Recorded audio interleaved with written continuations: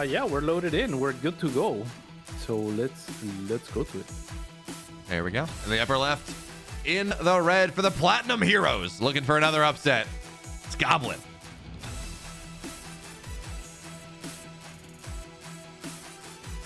Finding an upset here, though, is kind of like akin to finding gold at the beach. In the bottom right-hand side, it is the GOAT, Serral.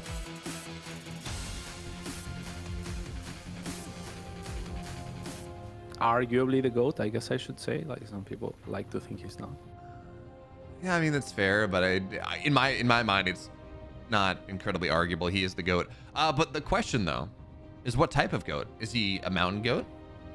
Is he, a domestic goat? Is he? There are other breeds of goats that I'm sure exist. That I'm not particularly. There's the fainting ones. The ones that faint are cool. I think Nina owns a bunch of those. I don't think that Serral is the fainting goat, because then he wouldn't have won all of his world championships. If like he just randomly passed out playing the game of StarCraft. Yeah, mountain goat probably. Then those are pretty cool also. Jump around, very good balance.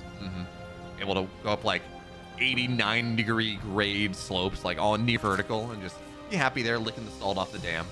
Yeah. Actually, that's absolutely what Serral is, just licking the angry salt of all the players that are like, no, he's not good, I swear, like the Koreans. It's like, no, come on, guys. Serral's won multiple world championships. It's not a question anymore. You can stop. You can stop it. No. It's okay. It's a healthy discussion. Keep it going. Maru is amazing. Although not this season. And not this season. And not when he faces Serral, but he's pretty good. Yeah, and talk about players who are pretty good. Goblin is one of these players that... Okay, so Serral has this insane PvZ win rate. It's like it's above 90%. And, it's taken it's been very rare timings when Serral's lost to anyone in against Protoss this year. Classic did it to him. Creator should have done it to him at Riyadh, but that was it. For the most part. Goblin in the past has been one of these players that, with his sky toss ideas, has taken games off Serral. So I'm not saying that it's likely, because this is Serral and this is Goblin. But Gerald, I think it was last season, 2 seasons ago maybe, he 2-0'd Serral. It didn't matter. Yeah, it was 2 seasons ago. It didn't matter because of just how their group ended up and because we were round robin at that point. But he did 2-0 Serral, and he beat Showtime in that season as well, and somehow still ended up in 3rd place despite beating the 2 players above him. It's possible in these group stages like this. Sometimes Serral looks a little vulnerable, but I mean, not that first series he played. Yeah, I mean, this is a high caliber Protoss player. Funnily enough, like Goblin was coming up at the same time as, like, say, Raynor and Clem, who kind of like reached that final form, whereas Goblin has been on and off and like stops playing here and there, and I feel like never reached his maximum potential. And at this stage, I mean, yeah, sure, he is here. He did win his first match, but against Serral, I mean, Aligula gives him a 1.4% chance to win this, which is brutal considering how good Goblin is, right? So you're saying there's a chance? I'm saying there's a chance. Yeah. And you said he's won maps against Serral. He has won map against Serral, right? But to win a series, that's fair. But if it makes you feel any better, Cats, I distinctly remember the map that he won versus Serral. It was Ice and Chrome. And it was a really cool game that went very late, and Cats had the sky toss. But yeah, no, it's Serral played a PvZ yesterday or 2 days ago when he played his round 1 match. He played it against, I believe it was Eric Fire, and that did not look close in the slightest. And again, Serral, historically, there was a time when he won 76 maps in a row, I think, against Protoss players, 76 series in a row, something like that. Just historically, this guy is unstoppable. Now, Zerg has been nerfed pretty heavily across the board. Baneys are not as good. You can't one-shot probes anymore with your +2 Banes. In fact, we're starting to see some Zerg players not even get melee upgrades anymore because that +2 baneling timing isn't really a thing. Void Rays got buffed a little bit with Flux Banes, not super relevant. Shield Battery or Sentries a little bit. Like, there are theoretically the balance of power here has been shifted in favor of the Protoss a little bit. But is it enough to break down this dominance from Serral? You know, it's gonna be a hard task, Cats. It is going to be a hard task, all right. The Stalker at least is going to be shielded by the probes here, so that's going to be a little bit difficult to get to for Serral. Still finds 2 probes regardless. Goblin with a really nice wall of here, but a little bit dated in the sense that, you know, like there's not going to be bailing run-bys and stuff like that necessary. So it is gateways that are sort of exposed to, say, like Hydra, Roach type deal armies from the side of Serral. And yeah, I'm not sure that there's going to be much of a benefit. I haven't been seeing very many bailing run-bys in recent history. No, not really since the patch change. It's just, it requires twice as many Banes. Oh no, it's going to cost me 50 gas instead of 25 to kill everything. But that actually is a big deal because with the static defense and these walls as they are and how well you can play, especially with like the Archon thing that I think was last patch, not even this one. You can plug walls pretty easily. So it was pretty common that like one Bailing would get through at the end and blow up a mineral line. That's a little bit harder now. A Goblin is not interested in being aggressive. He's got Blink on the way. It's 10 seconds, but we got carriers on the way 2 at a time. +1 air on the way here. Templar Archives getting added. Goblin knows how he wants to play. It's the late game. It's all of this stuff. There's a random dropper lord. Now, if Serral wanted to be big brain, he could have picked up all the drones and not lost them, but that's gonna be fine. Serral, though, he dropped the infestation pit. What's he doing with that? There's no, we don't really see anything popping out from that infestation pit. There's the hive on the way now, but it's a little slow compared to when things got started. But for now, it's queen walks. 3 queens here. Carriers aren't out here, Cats. There are 7 stalkers on the map. This 4th base does not get to stay alive.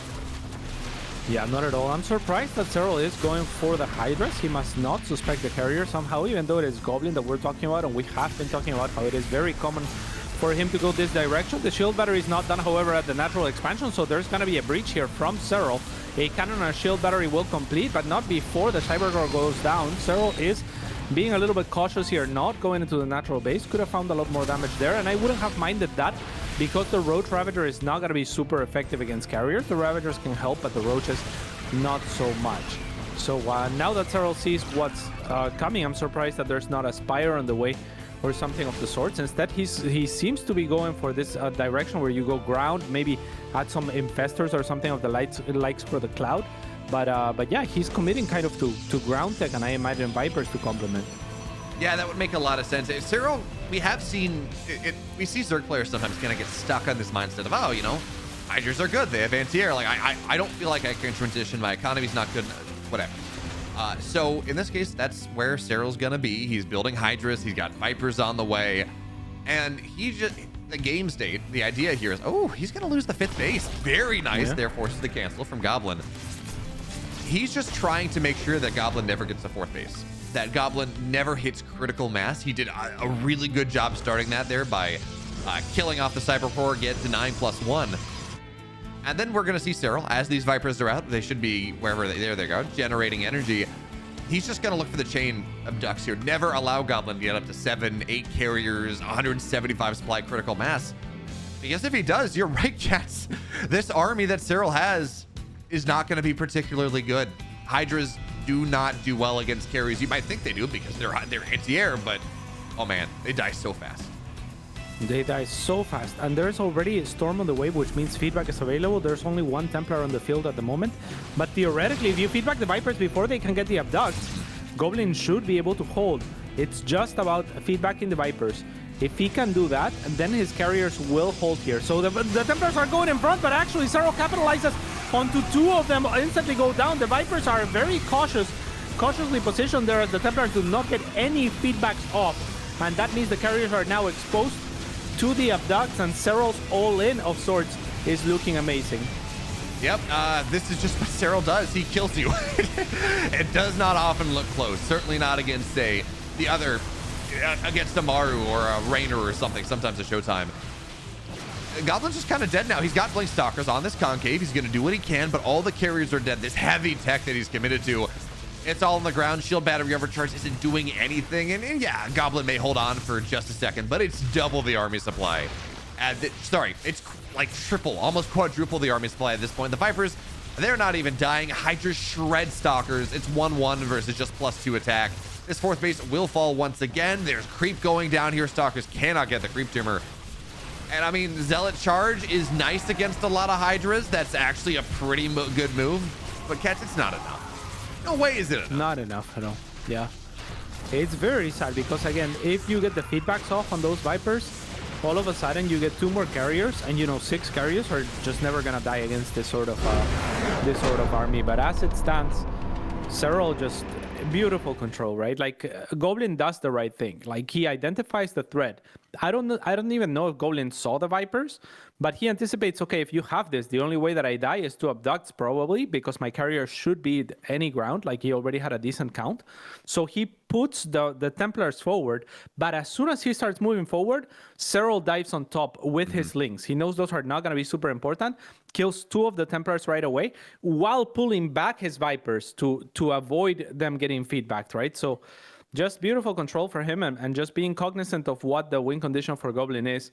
And Goblin was also cognizant of, you know, how he could lose, but not able to match Serral basically. Yeah, no, absolutely. And now it's crazy. You look at this because Serral is so good. Serral makes the race look broken, makes Zerg look incredibly broken. It's like, how could anyone beat that?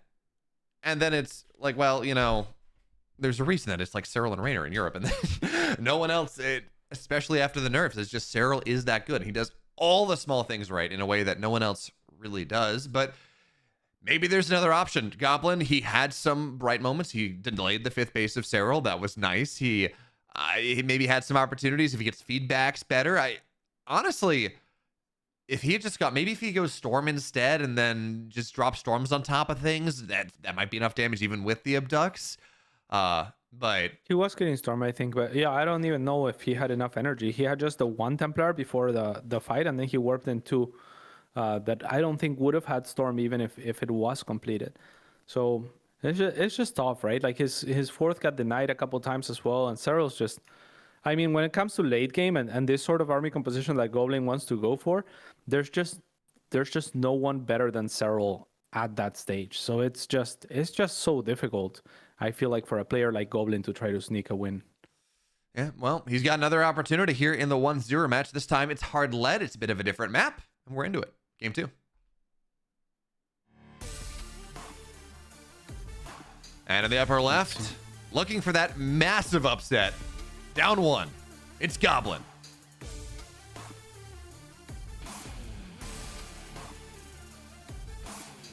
And in the bottom right-hand side, it is, for Basilisk Gaming, Serral.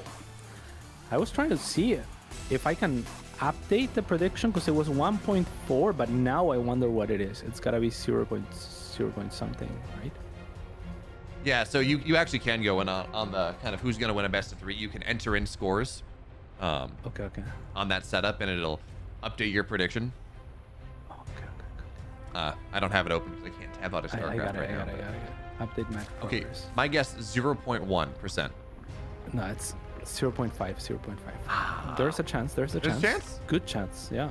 That Pretty is good. Only 99.5% yeah. chance that Serral wins the series. That's 5 times out of 1,000. Is that what that is? Yeah. Yeah, 9 times out of 1,000 Serral wins, but there are 5 times. Play 1,000 games. There are 5 times Goblin wins. Well, series. it's the series, yeah, the series. So it's once every 5,000 games he wins twice in a row. Is that what it is? Yeah. You win. You play somewhere between 2,000 and 3,000 games. Yeah, there we Or 2,000 go. and 3,000 series. Yeah, 2,000 and 3,000 games, and like he'll win 2 in a row, and like a little of that. Okay. Well, whatever it is, it's freaking wild, and it's probably not gonna happen, but it would be cool. The thing is also, like, my belief in Goblin is always fluctuating based on what I see. Like, I when he turns on his stream, I like to watch him, I like to hear him think and talk. He's a very smart guy, and he's really fun to listen to.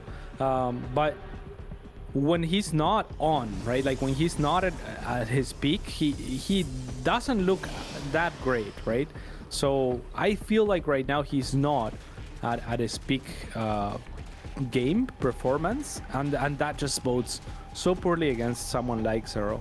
But yeah, we'll see what he can do. Yeah, it's interesting. You look at players, and some players, they can go take a month off, or they can do whatever, and then they come back and they win a tournament, and it's fine, you know. And then others, they don't put as much prep in for like a week, and then they just really fall off. Very much dependent on how you like to play, how crispy you want to, how quickly your mechanics come back and things. And it does feel like Goblin is one of those players that, you know, you take any time off, or you maybe don't feel as good about yourself, and it's a pretty significant performance hit right there, right immediately. But we're gonna have to see. I mean, everyone's lost a game to carriers. Anyone that plays Zerg has. Oh, actually, you know what, Cats, I'm not sure. Has Serral lost a game to has Serral lost a game to carriers in this setup? He might have. Maybe a couple years ago before he was good. Yeah, not for a while. It is so different, and that is kind of the strength of Serral. Like you were saying it as well. Like you know, there's only Serral and like Raynor, and like I think Dark is probably like a player that actually has excellent like control when it comes to multitasking and fights with the spellcasters.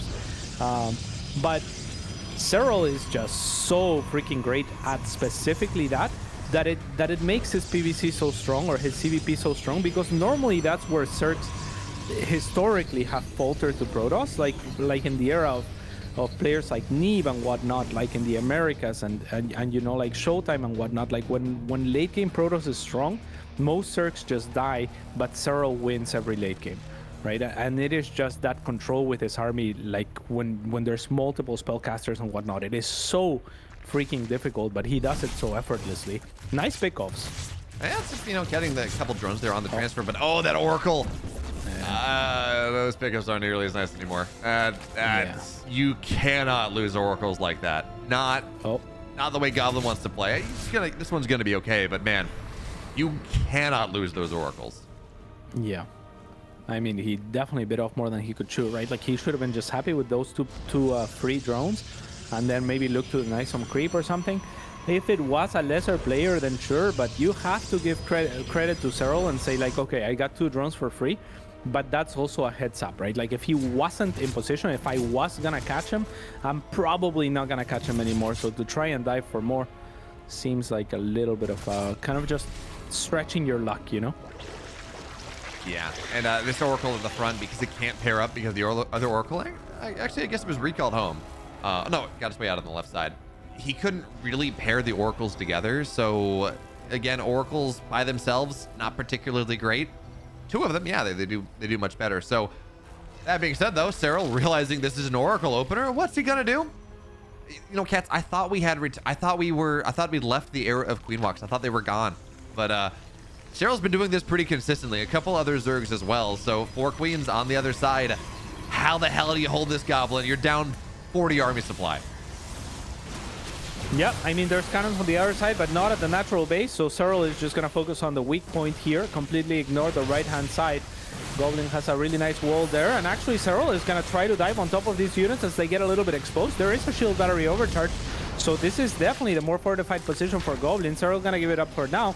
But with these extra Ravagers, it should get increasingly easy, especially after the shield battery overcharge is down. So here comes Serral now looking to flood this more open area. The Stalkers do not have Blink yet, but will in just a second. It's not going to be fast enough, however, as 3 already fall. Blink is now available and finally used to tuck himself all the way back. But now it's 5 Stalkers against the world, and it is just not going to be a world in which Goblin has any chances of winning. So. Yeah, not really. I do want to point something out, by the way, is that the fight happened the first time. There was a stasis trap about right here, and Serral ran a couple lings into it in a line, kind of curving around. He triggered the stasis trap, I think, on purpose, because that meant the Stalkers could not retreat any further. It clustered them further together, which meant Miles would hit. Oh, interesting. You could get a little more damage, which is just using your opponent's defensive tools against him is a really cool idea. But for now, the third base is dead. The force field's going to do what it can, but it's not really going to be enough. The Stalkers on the backside, they're annoying. The Queens are, for the most part, running out of energy. But yeah, Goblin taps out. He's going to go down to the 1-on-1 match, and Serral does everything that we expected of him. He's going to have a qualifying match coming up in the next couple days.